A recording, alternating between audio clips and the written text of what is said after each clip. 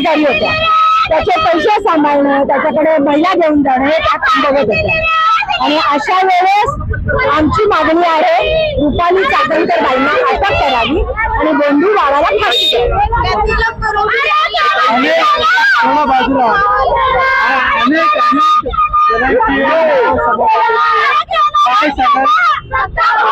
नीलम गोरे या गेले 7 वर्ष तिथे जात होत्या, 3 तासाच्या पूजा करत होत्या। म्हणजे महाराष्ट्रात एखाद्या महिन्यावर बलात्कार झाला तर नीलम ताई आगे 100 कॅमेरा पीछे अशा होत्या।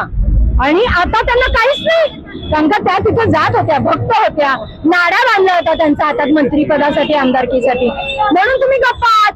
चित्रावर गुहेत जाऊन बसलेत गप्प, मेधा कुलकर्णी गप्प। म्हणजे आज पुण्यामध्ये तर मी विचारते, सगळ्या महिला गायब कुठे आहेत? नगरसेविका, आमदार का गप्प? तुमच्या बरोबर असं झालं तर काय केलं असतं?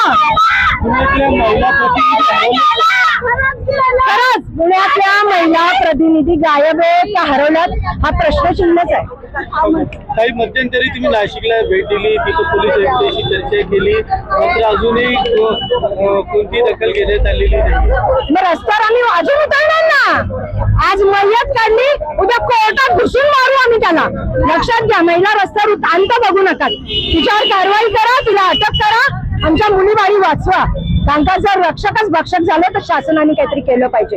महिला आयोगावर असून तू मुलीचं शोषण होऊ देत होती, त्याला मुली पुरवत होती, लाज नाही वाटत त्या बाईला?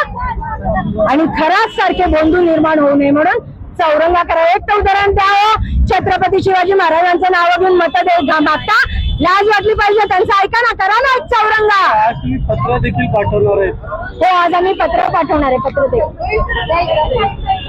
ही अशी आम्ही सगळ्या महिला पत्र पाठवतो की ज्याच्यामध्ये मुख्यमंत्र्यांना देवाभाऊ आमच्या महिलांचं गाऱ्हाण ऐका आणि आम्हाला न्याय द्या। मुख्यमंत्र्यांनी म्हणले फोटो असतो त्यांच्या बरोबर, म्हणजे त्यात काय दोषी असेल असं काय म्हणताय? म्हणजे बलात्काराबरोबर आम्ही फोटो काढू का उद्या? मुख्यमंत्री काही करणार नाहीत?